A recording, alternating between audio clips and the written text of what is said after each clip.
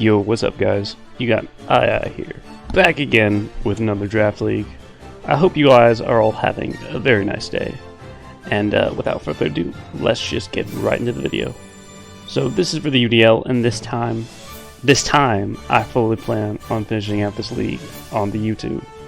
So the purpose for this league, or the purpose for this season and league is pretty interesting.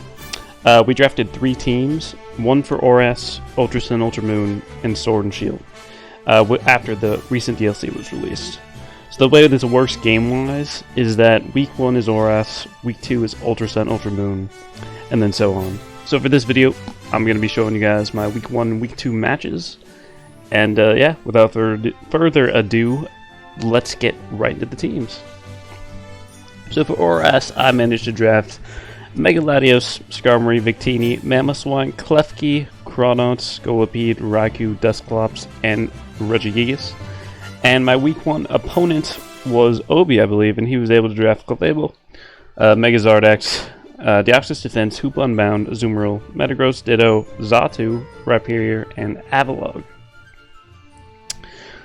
So just looking at this team, he has a bunch of offensive threats, especially in Zard X, which kind of goes ham against me. So I wanted something to kind of check that, as well as Hoopa Unbound. Clefable is also a pretty big threat against me as well, being able to run pretty much whatever it wanted to. So the way I figured my best chance at winning this game was try to go in with a hyper offensive squad, like Regigigas. Didn't do too well. Dusclops I actually ended up bringing, even though it didn't have the best matchup, but I think I wanted a spin blocker for Avalugg, as well as a haze answer for something like Zardex, because Dusclops is actually one of the few mons that can kind of take a hit from it on my team. So I figured I needed that as well. Yeah, let's just hop right into what I brought. So I brought Focus Sash Crawdaunt. Obviously the plan is to just lead Crawdaunt and try and claim a kill. If you like Clefable, I'd be able to at least hurt it enough, assuming it wasn't like max speed and outsped me or something. Or like even physically defensive Clef could probably take a hit for me, but then I could potentially 2KO or knock it off with knockoff after. Knock it out with knockoff right after. We also decided to bring Choice Banded Victini, V-Create, Bolt Strike, and Headbutt, and U-Turn. And obviously the purpose of that is to kind of just break holes in the opposing team's squad. Latios, kind of the same thing. He really didn't have much to switch into Mega Latios as well. So we're rocking T-Bolt, Dragon Pulse, Psychic, and Roost. If I can take out Deoxys Defense, Mega Latios kind of goes in. And then kind of, we brought Klefki as well. Because this is ORAS, Prankster T-Wave is 100% accurate. And also Prankster hits Dark types. So Klefki is pretty essential this match in case Zardex got out of hand. We're actually rocking Calm Mind in case Xatu wants to try and wall us. We'll be able to beat it with that. Next up we got Rocky Helmet Skarmory, which is kind of another check to physically offensive Hoop Unbound. We actually take that on pretty well. And then, whoops, and then last but not least we got Dusclops to kind of semi-check Zardex in a way. It's by no means a hard counter, but this also allows us to spin block if we manage to get up all of our spikes. But yeah, that is the team. Let us hop right into the game. So, Obi decided to bring Zardex, Deoxys Defense, Hoopa Unbound, Rhyperior, Xatu, and Clefable. And basically what this means for me is that hazards are going to be a bit difficult for me to get up. The original plan was always to lead Crawdaunt and just try and break stuff. Crawdaunt has a pretty amazing matchup versus everything on its team as a lead, except for maybe bulky Zardex with Will-O-Wisp and offensive bulky Clefable. Not offensive, but just speedy bulky Clefable. So we do decide to lead the Crawdaunt, as he does decide to lead Clefable, and we find out right now that he is very close to max speed. So I'm pretty sure this is Tim and Clef, because we are max attack or max speed adamant. So it must be enough speed to at least outspeed that. But we are Focus Sash for a reason, just in case he decided to bring someone like this. So we do manage to, he gets a special attack drop, which definitely ends up mattering. But he does get hit by the crab hammer, and it almost dies. Unfortunately, it does not, but this frees me up to either go for an Aqua Jet or Endeavor. I wanted to click Endeavor here, but I figured that would be too risky in case he just decided to sack this. So he actually brings in Deoxys here, as I just go for the Aqua Jet. I know Deoxys is definitely going to outspeed this. There's no reason he would have brought that in if it didn't. So I just hard switch into Victini, as he does go for the T-Bolt, which of course would have knocked me out. But now I have an extra sack on my team, which is definitely helpful. So at this point, I see no reason not to go for the V-Create. Rhyperior can check it on, but he's not bringing that in, or he's not likely to bring it in just in case I'm special with Grass Knot.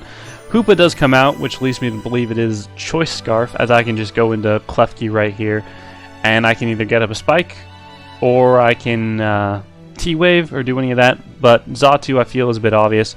So I do double, and I believe I do go back right out into Victini, just so I can click another V-Create, which could definitely help. I'm sure at this point he was calculating and figured out I was banded, but V-Create is doing not too much to Rhyperior, but that leads me to believe he's like a max HP set or something like that.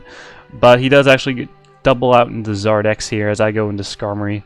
I believe I do have the defog, so I'll be able to get rid of whatever rocks he wanted to go for.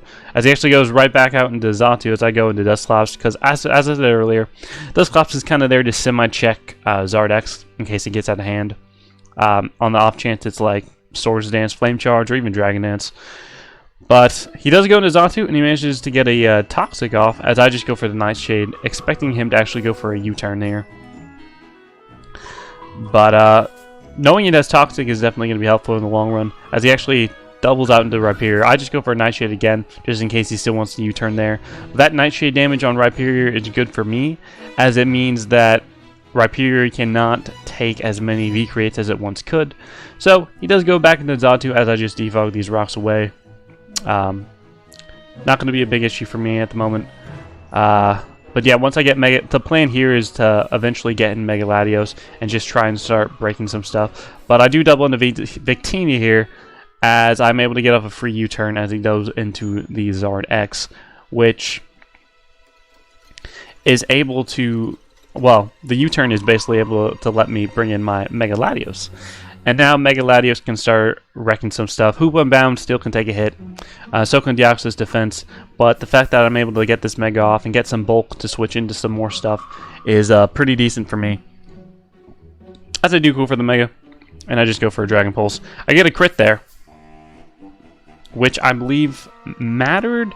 We played this game a while ago, so I'm not entirely sure if it mattered. It definitely forces him to recover this turn. But I feel like he probably would have had to recover even if it didn't crit, just because it would have still been a low amount of HP. But I do go into Victini here, and as you can see, his V-Create answers are almost non-existent, as I'm actually able to one-shot the Deoxys defense, which is definitely helpful for me. So now that that's gone, that just leaves one less check to Latios. But he's able to bring out Zardex, as I'm now just able to sack the Chronaut here. So actually goes for the Swords Dance, which is a pretty big threat versus me, as I figured he's probably Flame Charge. So this leads me to basically two things. I can either go into Skarmory and take a hit. I'm Rocky Helmet, so that would weaken Zardex a bit and Whirlwind that thing out. I can go into Klefki and T-Wave it, but he could also go into Xatu and I could get paralyzed myself, or he could even go into Rhyperior here. I could also go into Dusclops and just haze, or go for the Toxic there, but to do so would basically mean I sack Dusclops. So what I do here is I opt to go into the Skarmory and just Whirlwind this thing out, as he does go for the Flame Charge, and he is taking that Rocky Helmet chip, which will help Victini and Mega Latios in the long run. But I'm able to bring in Hoopa, as at this point I'll just sack this thing off, as I expect a Fire Punch, or even like a Hyperspace Fury to knock me out. But now I can go into Victini here, and I can just get a free U-turn off, as I know he's going to go into the Rhyperior, and this gives me a free option to go into Mega Latios, and either weaken the Hoopa and Bound, or kill the Rhyperior, as he does opt to go into the Hoopa, as I just Dragon Pulse for over half damage. So that's pretty good for me, as I can now go into Klefki, take the Hyperspace Fury, and basically fire off a Flash Cannon, I believe. But yeah, he does go into Xatu as I expect him to, as I just go for the Flash Cannon, and that is a 2 KO there. I expect him to go for the Roost or the Heat Wave, so I do go into the Mega Latios, hoping to get another kill there, as he does miss, but ultimately I don't think that ends up mattering. But I'm able to kill the Xatu now, and this means that I'm able to freely go for T-Wave once the Rhyperior is gone, as he does go back out into Hoopa, and he makes a very good double, actually, that play into Zard X. So, at this point, I have a decision to make. I can either go for the Toxic here and try and weaken it, or I can go for a Nightshade, or I can even go for a Haze. Haze is probably the worst play I can make here. He's either going to go for Roost, or he's going to go for... No, he's definitely either going for a Roost, or he's going hard into Rhyperior to try and get a Prox for the Victini, because Victini I still think needs to be a bit weakened, as I assume it's Dragon Claw, not Earthquake, as his last move. But at this point, I just decided to go for the Toxic. I'm taking poison damage, unfortunately. But I do go for the Toxic here, and I miss the Toxic, but that really doesn't end up mattering too much, as at this point I'm just able to double right back out into Mega Latios and claim myself another kill. But yeah, Rhyperior is going to go down here, and that does free up Victini a bit, but again, rocks are on the field, so that's still probably a bit worse for me. Klefki can freely T-Wave. He does go into Hoopa, as at this point I probably should have gone into No, I made the right play. I go into Dusclops here, just sacking this thing off. If he wants to go for Fire Punch, I'll be able to take that. But he does go for the Flame Charge here, as I actually choke and go for the Haze. So the reason I went for Haze is I thought it would be very obvious if he went for SD. I thought SD was likely at this point in time, because if he Swords Dance and Flame Charge the next turn, Dusclops likely died. I'm not sure. I'm not remembering the calc exactly, but I remember at this point in time I thought he would die to +1 Flame Charge or even +1 Dragon Claw, but of course he'd have to go for Flame Charge to kill me, or to revenge Latios. So actually, I go for the Haze again, just expecting him to, I don't know, go for the SD or something. But he actually chokes here, and he goes into Hoopa. I think he thought at this point Flame Charge didn't kill. So we both kind of choke there. I should have gone for Toxic there just to weaken it a bit more. Or even Pain Split, I guess, would have helped. But I wanted potentially T-Wave to soft check it as well.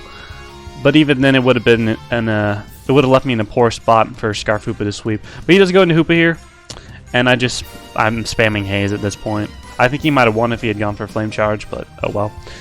But now this leaves me free to actually go into Klefki here, and I can just T-Wave pretty freely.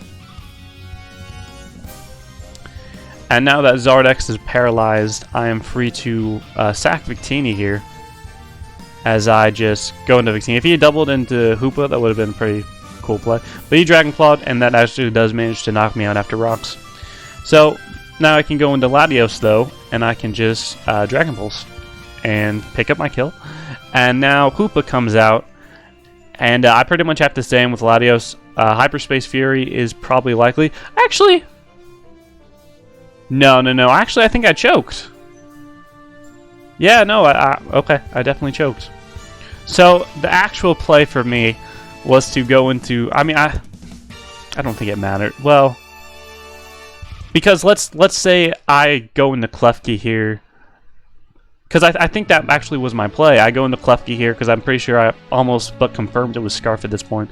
I go into Klefki here. I take the Hyperspace Fury. If he is choice Scarfed, he is locked in that move. I T-Wave the next turn. And then even if Klefki goes down eventually, Latios will step up speed and pick up the kill. So I guess, in a way, I kind of choke that to crits or whatever.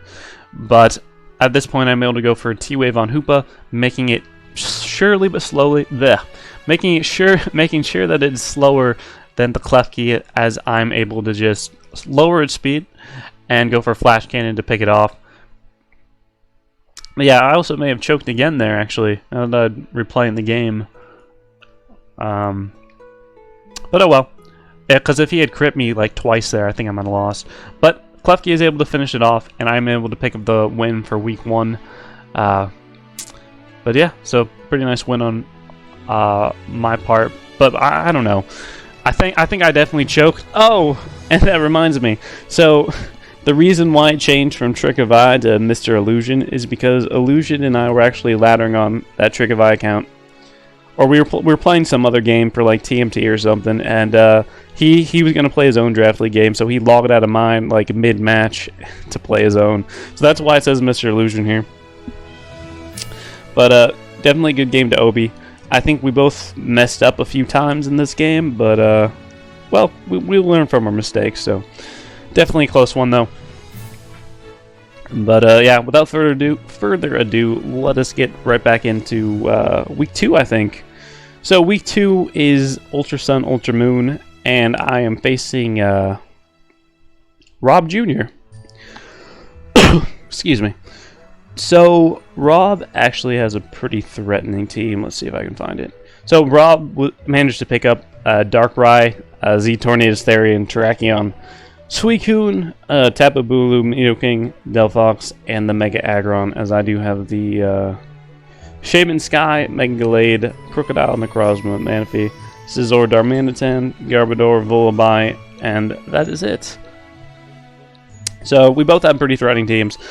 Z-Torn in particular is a big threat to me, as is Darkrai. Darkrai can pretty much do whatever it wants. Thankfully though, Dark Void, I think, got its accuracy lowered in this generation, so it can't just... I mean, it can freely click it, I guess, at some point, but it's probably not in his best interest to. What else is a big threat? Tornadus Therian is a pretty big threat. And I'm not sure what Bulu said he wants to bring, but that could also be an issue. But the team I'm rocking, I believe, Z Shaman Sky with Sub, Seed Flare, Earth Power, and Air Cutter. Flying EMZ. So I can hit the Tornadus Therian a bit better. And then we got Swords Dance, Close Combat, Shadow Sneak, Zen Headbutt, Mega Gallade. Max HP, Max Attack, Akaberry, Scizor, so I can check Bulu to an extent. Weakness Policy, Necrozma with Photon Geyser, Earth Power, Autotomize, and Moonlight. So this set I'm expecting to put in work.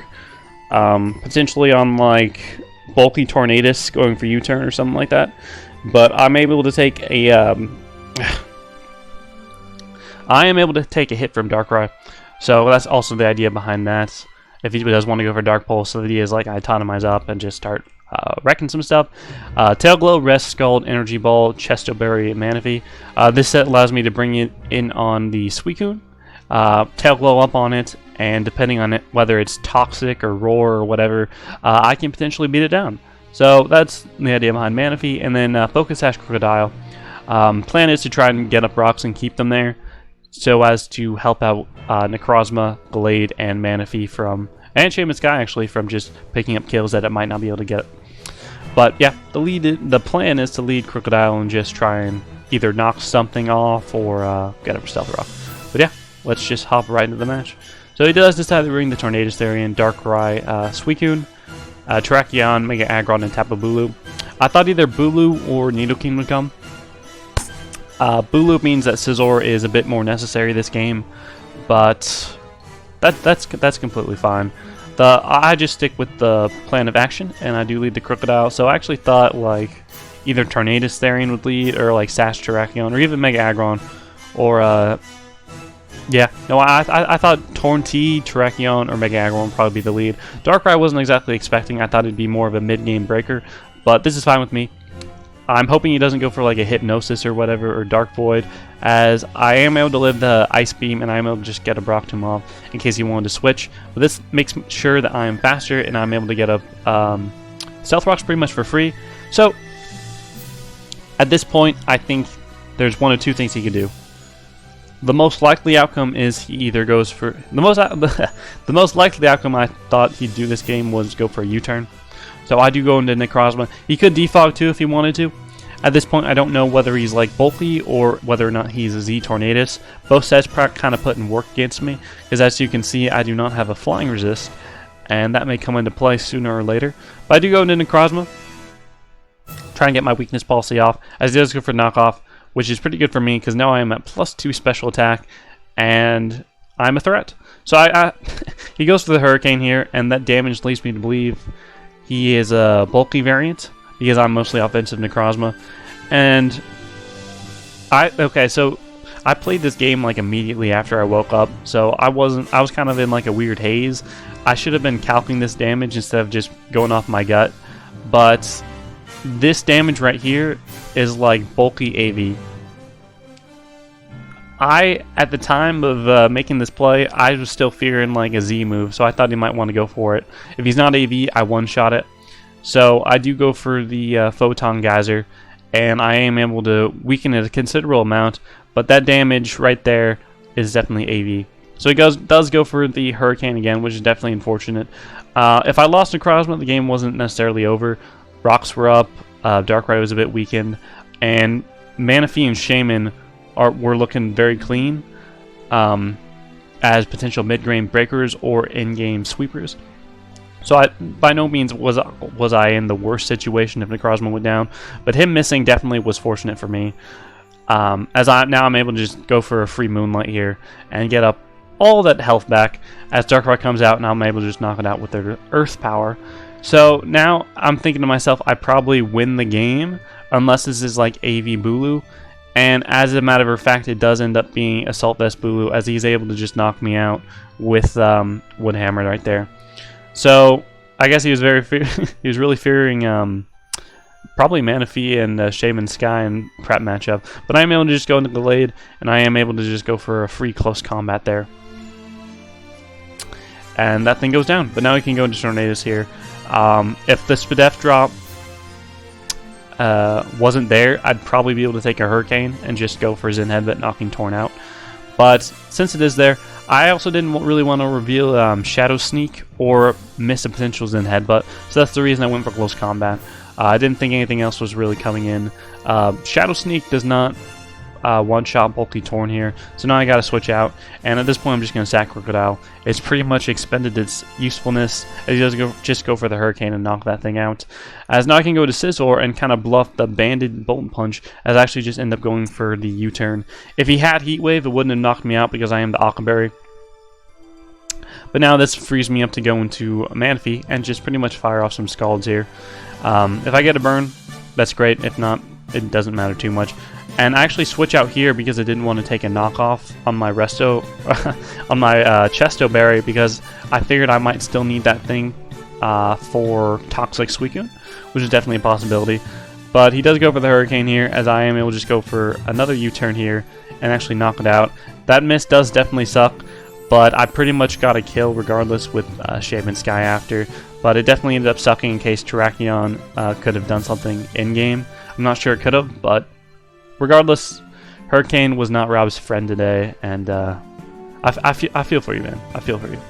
But I am able to go for U-turn and knock Tornadus Therian out, as I am able to just go back out into Manaphy, Tail Glow up, and start potentially winning the game. So even if he's Toxic Roarcoon, doesn't really matter to me. As I said earlier, I am Chesto Rest, as he actually reveals me Rindo Berry. But I'm able to do a ton of damage to Suicune, as I'm now able to just go for the Seed Flare.